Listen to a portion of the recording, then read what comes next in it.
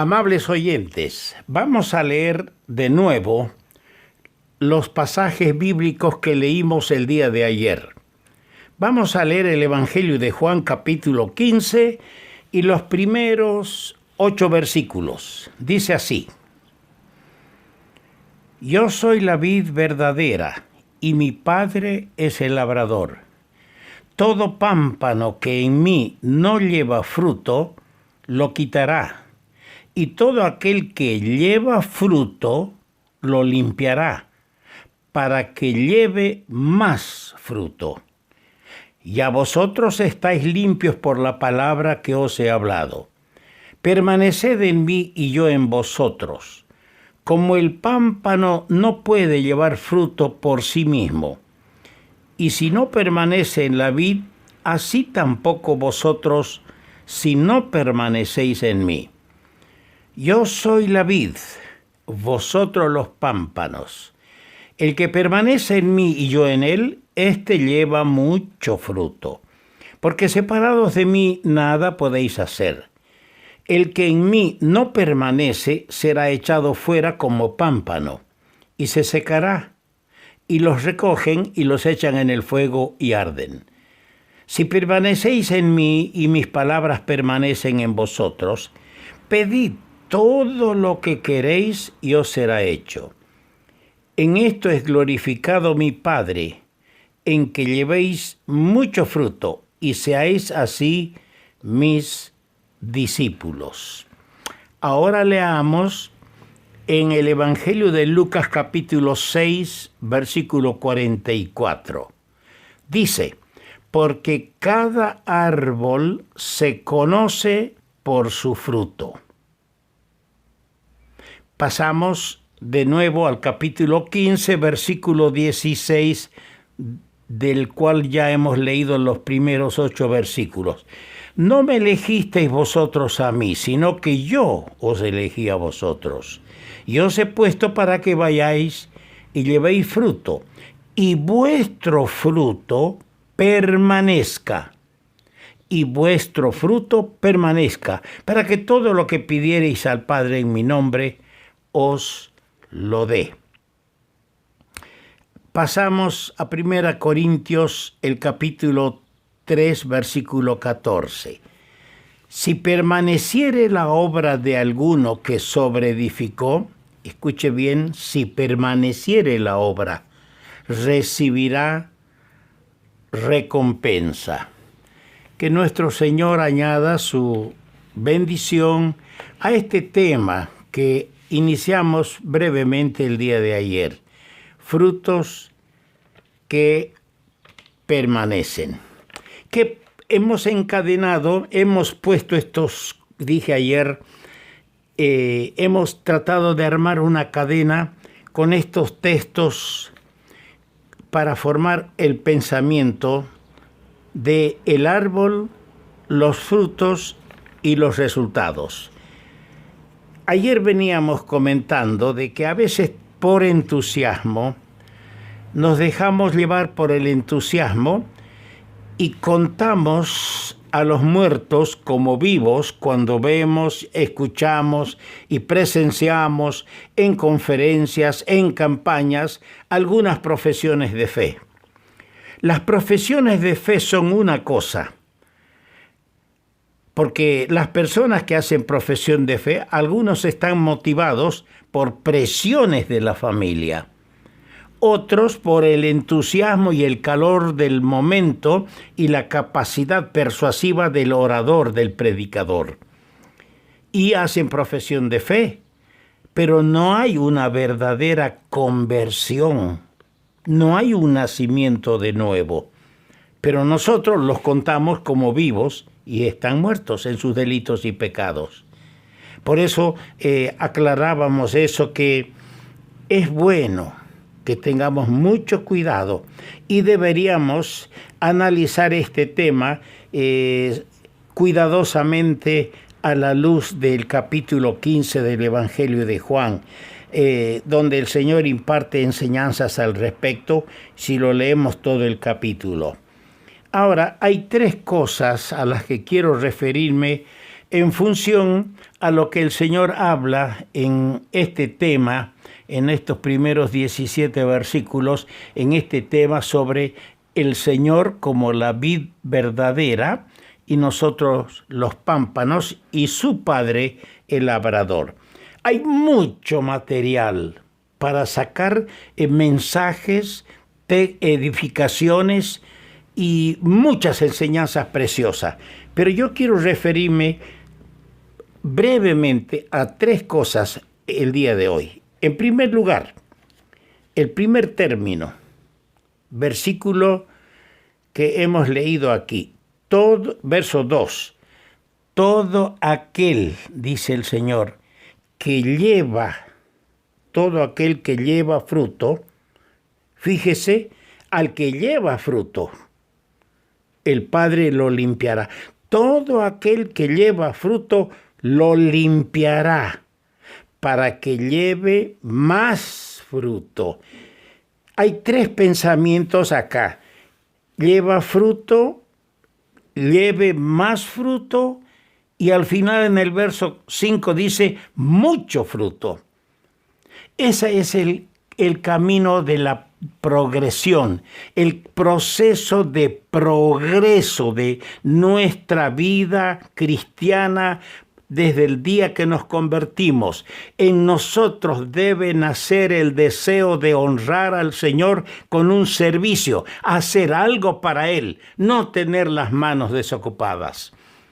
Y debemos empezar, por supuesto, llevando poco fruto, y luego más fruto, y al final mucho fruto para la gloria de Dios. Eso es la enseñanza aquí. Ahora, dice, mi Padre lo limpiará al que lleva fruto. ¿Qué quiere decir esto? Una vida de pureza, una vida de santidad. El servicio para Dios del que lleva fruto para el Señor, Él nos limpiará. Y Él quiere una vida de pureza. Limpieza que el Señor efectúa por su palabra aplicada a nuestra vida. Oh, la palabra de Dios es santificadora. Su palabra es verdad. Dice el Salmo 119, a cada momento, en esos 176 versículos que tiene el Salmo, que la palabra de Dios nos libra de muerte, que la palabra de Dios nos limpia. Sí, por eso el Señor, cuando aquella noche lavó los pies de sus discípulos en el aposento alto, Pedro se resistía. No, Señor, ¿cómo tú me vas a lavar a mí los pies? Y el Señor le dice, tengo que lavarte.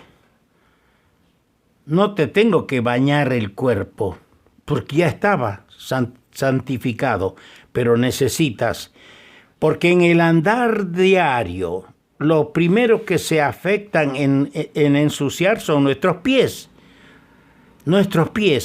Y por eso es que nosotros el uno al otro, a través de la amonestación, a través de los consejos, a través de la buena voluntad, el buen propósito que debe existir en cada uno de nosotros, debemos lavarnos los pies. No hay un don de exhortación. Un hermano dijo, yo tengo el don de amonestación. No hay ese don en los dones espirituales. Él andaba de casa en casa amonestando. No. Cuando nosotros estamos con un hermano charlando, de manera, si estamos en el espíritu, estamos en el ambiente, en el ámbito del espíritu, en la conversación vamos a dar alguna palabra que el Espíritu Santo usará para lavar los pies a nuestro hermano, para corregirle. Y si sabemos que necesita una amonestación, con el verdadero amor fraternal, con el amor derramado en nuestros corazones, el amor de Dios, vamos a amonestarle, vamos a lavarle los pies. El Señor utiliza su palabra cuando la aplicamos a nuestra vida para darnos más limpieza. Si estamos llevando frutos, mi Padre lo limpiará. Una vida de pureza. Eso necesita el Señor de ti y de mí, querido hermano. Que vivamos vidas santas, vidas de pureza. Es que aquellas cosas que deben ser extirpadas de nuestra conducta, cosas que debemos extirpar de nuestra manera de ser y comportarnos, debemos eliminarlas porque son un estorbo, son causa de tropiezo para nosotros y para otros, porque son cosas que contristan, que entristecen al Espíritu Santo de Dios que mora en nuestro corazón.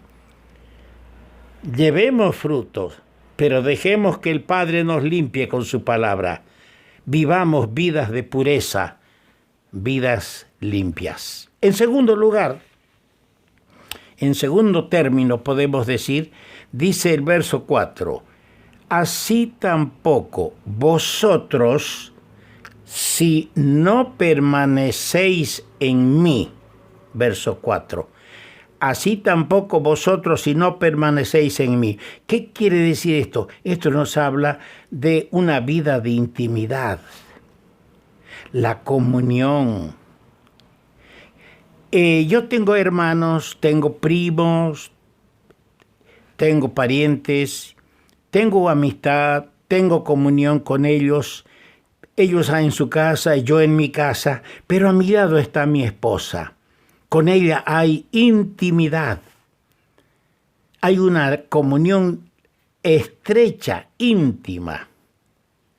Hermano mío, nosotros tenemos que permanecer en el Señor. Esto nos habla de la comunión constante con el Señor. Esa comunión es indispensable para quien desea llevar fruto. La vida de intimidad con Cristo va a producir frutos en nosotros y nosotros mismos vamos a llegar a ser útiles para traer a otros a Cristo. Si el Señor hace su obra en nosotros porque vivimos una vida íntima de comunión con Él, sin duda el Señor va a hallar en nosotros un canal por el cual pueda hacer su obra para que nosotros traigamos otras almas al Señor. Una vida de pureza, una vida de intimidad. Y en tercer lugar, si permanecéis en mí y mis palabras permanecen en vosotros, pedid todo lo que querréis y os será hecho. Una vida de oración, una vida de pureza, una vida de intimidad. Aquí tenemos una vida de oración. Una vida de oración que por la consecuencia en orar, por la constancia y la perseverancia en orar, llega a conocer el secreto del poder. La vida de oración da poder al creyente en su vida misma, en el ministerio si es predicador, en lo que hace para el Señor. En la oración es donde recibimos los mensajes y la manera y enseñanza de cómo entregarlos. ¿Dónde debe depender la suficiencia divina? Es en la vida de oración. Ahí tenemos que depender de la suficiencia, del todo que el Señor nos da. Permaneciendo en Él, nos pone en armonía con su voluntad. Y la oración se convierte en la mejor cooperación con Dios. ¿Para qué? Cooperamos con Dios para llevar frutos. Hermanos míos, vigilemos nuestra vida de pureza. Vigilemos y veamos bien que todo esté bien nuestra vida de comunión y oración con el Señor. Y luego perseveremos en el anhelo sincero de llevar frutos que no disipen, que no desaparezcan, sino frutos que permanezcan para aquel día, como el que hemos leído en el capítulo 3, verso 14 de 1 Corintios, en el tribunal de Cristo. Si permaneciere la obra, los frutos que hemos ganado para el Señor, recibiremos recompensa. Hagamos una pausa en nuestro trabajo, hermanos.